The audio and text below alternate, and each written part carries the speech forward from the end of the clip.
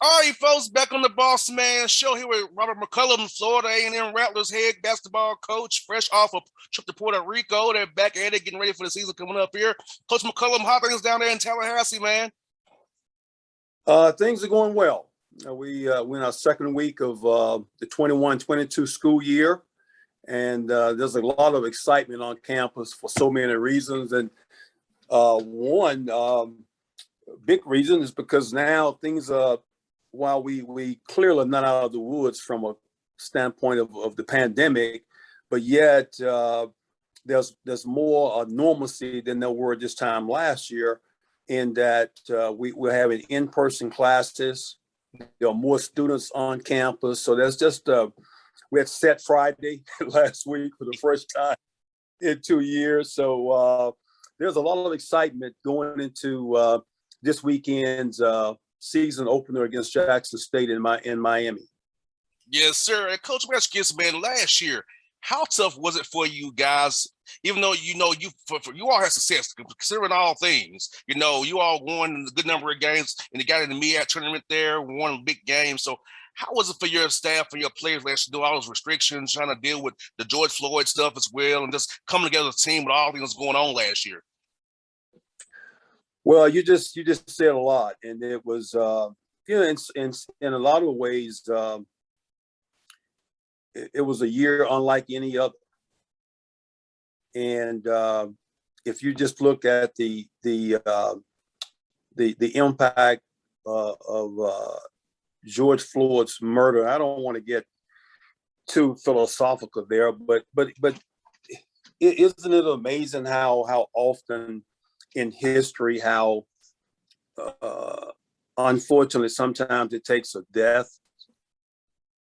It takes someone's death to bring attention, or to bring us together, or to accomplish a goal or a cause that it should not have taken that for. Exactly. And so it's unfortunate that George Floyd lost his life. He lost it, period, so young, but in the manner that he did. But yet, hopefully, all of the benefits from that, the lessons that we learned, hopefully those will last on in so many ways. And we felt them in terms of the 2020 election. I can go on and on. There's more vibe, there's more talk, there's more excitement around the popularity and the interest in HBCUs across the country. And I'm not at all saying all of that goes back to George Floyd, but I dare say that there's certainly, and it certainly was impactful. Yes, sir. Now you add to that the impact of COVID. It was, in a lot of ways, the most difficult season that I've ever been a part of. And I think I speak for most coaches in terms of, we're sort of creatures of habit. Yes. We need structure. And we like to have plans. We like to know things are going to go a certain way. And throughout the season, you just didn't know what was going to happen from day to day. I mean, literally, you did not know if a game was going to take place. You didn't know if all of your guys were going to be clear to play. You didn't know about the opponents. And a number of teams were actually at the game site or on the bus to go to games. Only to learn that someone had tested positive and the game would not be played. And so just dealing with that throughout the season, a number of games that were canceled, that weren't played. So it was clearly an extremely impactful season. And of course, one of the positives that did come out of that was that schools had the opportunity to give those, through the NCAA, they can get that a year back. And so I hope for most that will prove beneficial for just in terms of the college experience of so many student athletes. And coach, as a son of a coach and HBCU grad, I went to Tennessee State HBCU grad myself. For me, I'm in my mid-30s. I've changed the way I look at life now as a radio host, having interns now, having a staff, and trying to get close to people I hadn't been close. I was also on that grind and that go. So for me, even as a guy in my mid-30s, a little older than you, and you're a guy, so you coach are, it made me change how I look at life too and get more engaged and involved as well. So as you said, Coach, I wasn't active in the community, but I was active in the Georgia runoff elections here, in the election here in Georgia. I use my show to talk politics on my show. I've just been all sports. So that incident with George Floyd, like you said, it made me reevaluate myself as a host with a platform in Atlanta, Georgia, number 9 market in the country, on a few young black hosts in this nation in this market. I got to do something different to help my community. So, like you said, Coach, it's sad that it takes an incident like George Floyd to make me, a guy who's been doing this 10 years, change my mindset how I'm going to approach this show going forward. Well, I got to tell you what, that really says a whole lot about you from the standpoint. I think it's important in any endeavor, any profession, that we continue to grow and evolve. And for example, the old saying, well, this is how we've always done it. It doesn't necessarily make it best. But if you look back historically, sports and entertainment have always had a connection, a strong connection.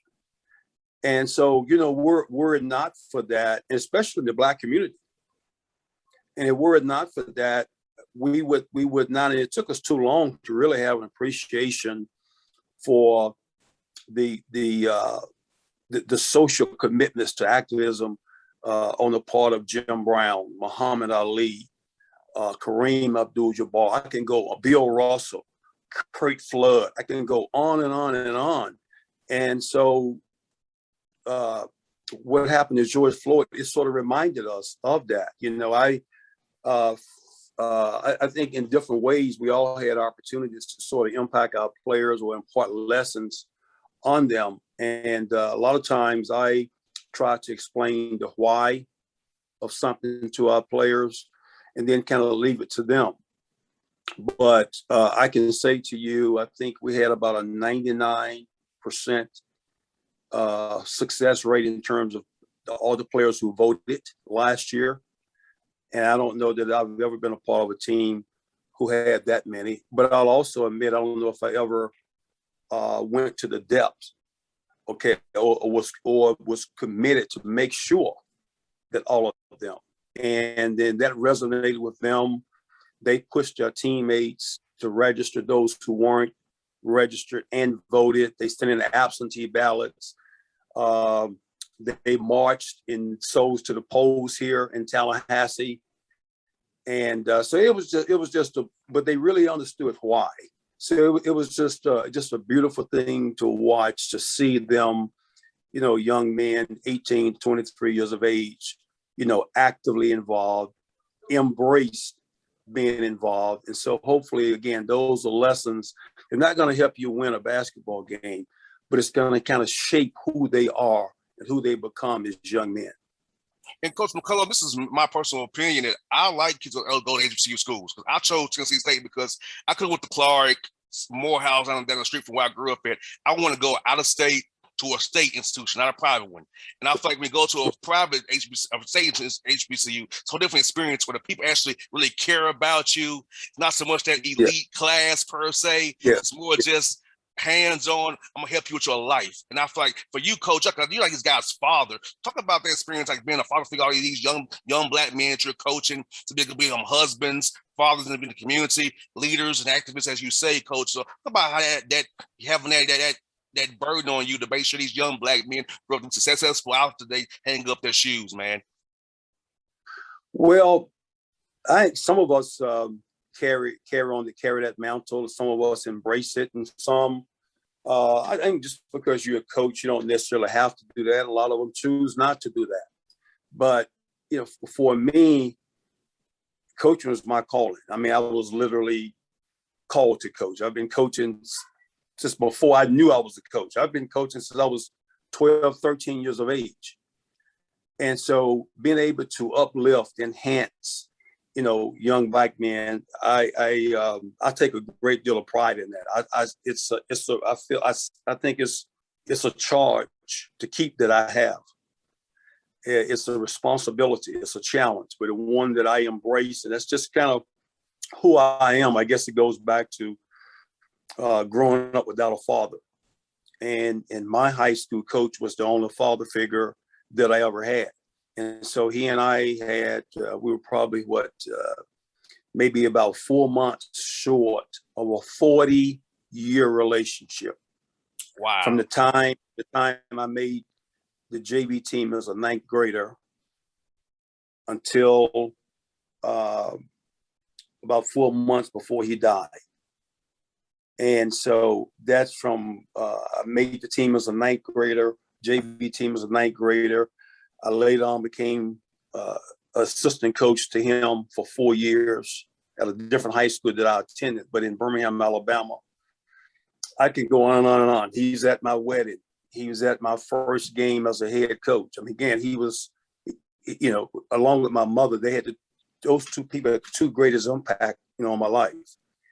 And so, you know, I started out teaching grades 5 through 8 out of college. And so oftentimes I just have the gym open 7, 8 o'clock at night. And you look up and there's kids still hanging around. So it eventually dawned on me that there's something missing at home. There's a void.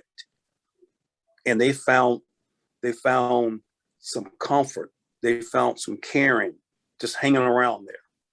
In other words, they really didn't want to go home for various reasons. Mm-hmm. And so, I mean, I can go on and on, but it's all about relationships. And so, you know, not more than a year or two go by that I still hear from men that I taught and coached in high school or early in college. And again, the relationships, that's what it's all about. So anytime that I have an opportunity, responsibility, I think, to really help make them better men. So the last thing I'll say on that is, here we talk about that young men should grow our players should grow in 4 areas. They should grow academically. And I can say to you, I've been here 4 years. I had 14 seniors to complete the eligibility. All 14 have graduated. And all of them have graduated in 4 to 4.5 years. So they should grow academically. They should grow athletics, be able to be the best that they can be in their sport, in basketball. They should grow socially. And we do a lot of things to help them grow socially. They should grow spiritually. We don't get into choosing a church or denomination for them, but yet we visit different churches. We have different speakers and, you know, come in. So again, those are that defines what I call a holistic approach. And if I didn't push that, then I'd be failing them in a lot of ways. And included in that, I want to add this specifically, we put a great deal of emphasis on how you treat women. Every year we started, like the Sunday before our first team meeting, you know, how you talk to women. There are names you don't say, you don't call women that I better not hear.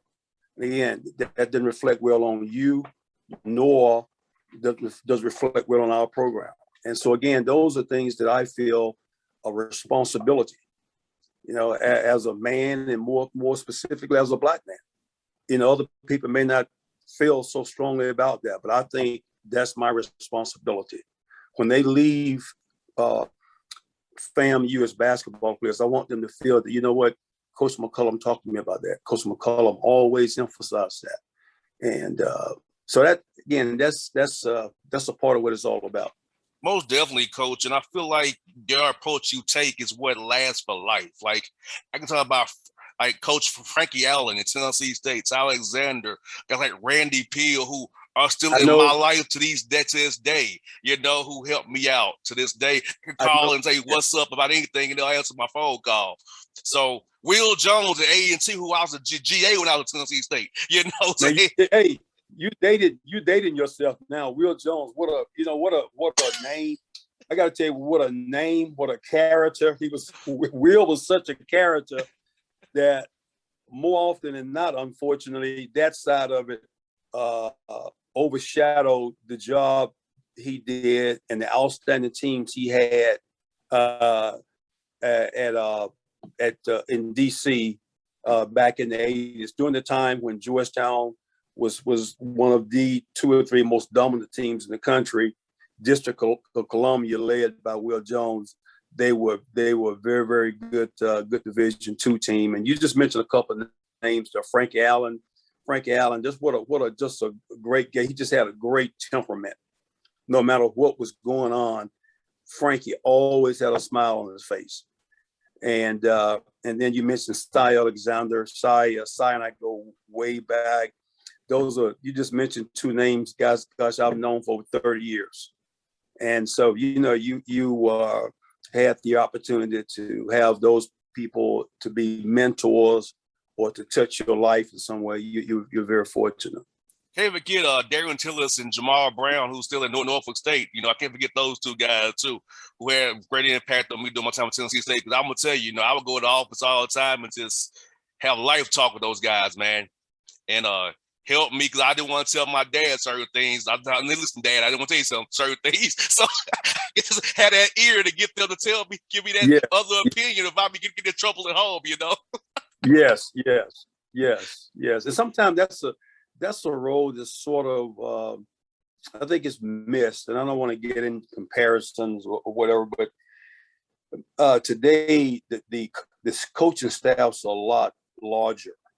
So in other words, each coach don't have to do as much. But I came up in the era where there was just two coaches that could go on the road, recruit, with the two full-time coaches. One was called restricted earners or part-time.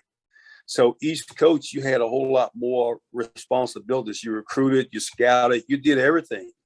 There were no coaches. The only thing they did was player development, or this. You wore a lot of hats, and so. But as a result, I think all of that really helped me to be better prepared when I became a head coach. Most definitely. And Coach, let me ask you this, man. You went on this Puerto Rico trip for your team. You went undefeated over there. Tell us about that trip and how fun was it for you guys to get out of the country, experience another part of the United States, and also just be together and bond and more as you get ready for this year coming up. Well, the last point you mentioned, that may be the most important one. I can't think of any other opportunity that allows you to bond like a foreign tour. You go in a foreign area, and of course we chose San Juan because it's a U.S. territory. And so now let's say another option was the Bahamas, but Bahamas technically is another country. So that would be an international trip. And so due to the impact of the pandemic, I felt just across the board, it would be a lot easier trip, a lot easier to get it approved. And so the transition wouldn't be as difficult. And I knew we wouldn't have trouble getting games down there. But the opportunity to bond, is, again, that's huge. Team building chemistry. And so when you go to a foreign place, all those things you take for granted, they're out of the window. You don't want to go 2 blocks to the store by yourself. For example, so we had a rule: anytime anyone left the hotel, had to be at least 3 players at minimum. And so, we got to do a lot of things. They really had a great time zip lining. Spent a day at Old San Juan. We're scheduled to go to Rainforest, but the onset of Tropical Storm Fred kind of canceled our last game, as well as the trip to the Rainforest. But we returned a veteran team, all 5 starters, but yet we have four incoming players who are going to be an integral part of any success we have. So you only get to go on a foreign tour once every 4 years. So I think the timing of foreign tours are really, really important. So we just felt like we had a couple of guys didn't play last year because of injuries, and everyone's season was cut short, probably anywhere from 8 to 12, 14 games last year that you didn't get to play. And then these four or 5 new players we're counting on. I just felt that the timing was ideal to try to do a foreign tour. And so again, you get 10 practices that you otherwise wouldn't get. So normally in the summer, you only get a total of 8 hours of instruction. 4 hours would be in the weight room, only 4 hours on the floor. So now you add to that, you get 10 practices, like a normal practice for us is 2.5 hours. So now we'll come back. We start practice late in September. We'll come back way ahead of where we would have otherwise would have been. And I think, we gave our staff an opportunity to see players in different positions, different situations, to play different combinations together, to experiment. So we knew a lot more about our team than we otherwise would have known. So I just think across the board, it was a great trip. And it says a lot about the commitment from our athletic director, court negotiate, to make that commitment, for us to go to San Juan. And Coach, recruiting wise, I see you guys a few kids from Georgia on your roster. Florida's always deep with talent as well. Talk about recruiting the FAMU and how the portal will help you get guys because you've been successful. People know that you coach really well and your schemes are very good and help young men grow as players. So talk about recruiting wise, how you're going to use that portal and getting guys from Florida and Georgia and Alabama to come down and play for you guys, man.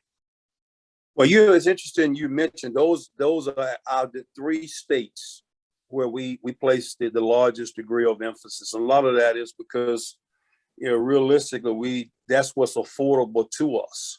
Now, fortunately, we got Florida's a large state. We got a lot of good players in our state.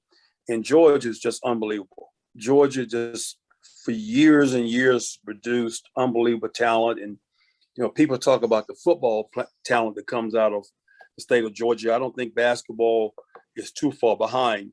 I think it was 2018, I want to say, class of 17 or 18, there were, the state of Georgia produced more top 100 players than any other state. And so you know better than I. You grew up, you remember those outstanding Celtics teams. Oh, yes. I know you told me how old you are. I know you remember them. And so how about that one year, I think the entire starting line, all 5 starters played in the NBA. Yes. That may be unprecedented, yes, sir. And so Randolph and Dwight Howard and so forth. So again, you can just draw a circle, a 50-mile radius around Atlanta, and the talent is just unbelievable.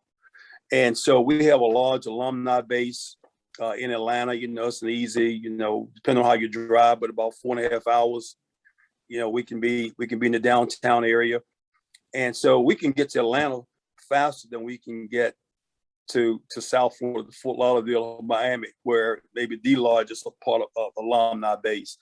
And so not only that, but there are also a large number of events held in Atlanta every summer. On the radar, just a number of events. And so, for example, we went over to an event the last 2 weekends in June, where it had to be events that were sponsored only by high school athletic association. They were used for high school teams. Well, in addition to being able to evaluate and recruit, we had not been able to do this, since the summer of 2019. Mm-hmm. In addition to seeing all of those outstanding, teams and players from Georgia, there were approximately 20 to 30 teams from Florida that we got to see. So by going to Atlanta, I got to not only see Georgia kids, but I got to see a lot of Florida kids from, the Orlando, Tampa area that now, we don't have to make as many trips down there because we got to see them. We got to see them early over in Atlanta. So Birmingham, Alabama is my home, and Alabama, is a neighboring state, just to the west of us. So now that we're going to the SWAC, I think it gives us even more reason. We got 2 of the teams in the SWAC: Alabama State, Alabama A&M in the state of Alabama. The SWAC offices, headquarters in Birmingham. The SWAC postseason tournament is held in Birmingham. So all of those are additional reasons, and I think will really add to the name, FAMU, the number 1 public HBCU in the country. You look at our academics, we're pushing to become one of the top 100 public universities, in the country. So just so many good things here, so many things to sell. So I think, and then I talked earlier about the interest in HBCUs and how dare I leave out I can't end this conversation without talking about the deal where the ink is barely dried on the Nike LeBron James deal. And I got to tell you, there are a lot of programs and programs much bigger than ours that don't have a deal like this. Most definitely. And so it's just an unbelievable this deal. And while it will all 14 sports and the Marching 100 all would benefit in terms of gear and equipment and all of that. But yet there's also an academic component. There's I don't know how many hundreds of thousands of dollars that would be that are established to be used for academic scholarships. So it's just a win-win. And so that too, that's just really going to heighten, just add to the FAMU brand. And so I think that the timing, we were really poised for great things going into the 21-22 season, our first year in the SWAC. Last one for you guy, Coach, this. When you come to Atlanta, Coach, what is your favorite spot to eat here in town, man? Oh, my gosh, you put me on the spot. Well, you know, I'm not going to say you know as well as I. You know better than I. There's so many. I got to tell you, I lived in Atlanta for 4 years. So I was an assistant at Georgia Tech the 2010-11 season, Iman Shumpert's last year. I lived in Smyrna. So I don't know, so many. Yeah, it just depends on how much time I got. You know, if I got a weekend there, I'm going to Houston's. Most definitely. I'm going to Houston's. I mean, I could go on and on. You know, I could go to Mary Mac's if I want some good, soul food. I mean, gosh, I could go on and so many great places. I mean, it just depends on, who I want to go to dinner with or the occasion. I mean, it's just so many, it's so many different places. And that's what I like about Atlanta. Great restaurants. You don't like for things to do, places to go. So I try to get people complain about the traffic, but to me, it's a pretty darn good trade-off. Yes. I haven't left in my whole life, Coach, for a reason. I mean, every job I make sure is still radio job is in Atlanta I take. I don't want to leave the town. So I have opportunity to go to Charlotte, Orlando, Memphis, Indiana. I'll stay here in Atlanta and where I can do everything I want to do when I want to do it. Always something happen in the city. I'm good to go. Well, I haven't lived there for 4 years. I can appreciate what you're saying. You mentioned Charlotte is a booming, up and coming city. You hear so much now about Nashville, rightfully so. But with all due respect, there's something about Chocolate City. Yes, sir. Yes, sir. That's hard to beat. Well, Coach, I hope to see you either at A&M or at Alabama State, and hopefully you all will play somewhere here closer to Georgia, Nashville, or some. I have a house in Nashville still. So hopefully, if you're close enough, I may come see you on non-conference game. I'll see you in the SWAC when you play at the SWAC tournament in Birmingham as well. Well, please do. If your travels ever bring you to Tallahassee or close by, don't hesitate to give us a shout. Will do, Coach. Thank you for your time today, Coach. It was very fun, man. I really appreciate the opportunity. Anytime, Coach.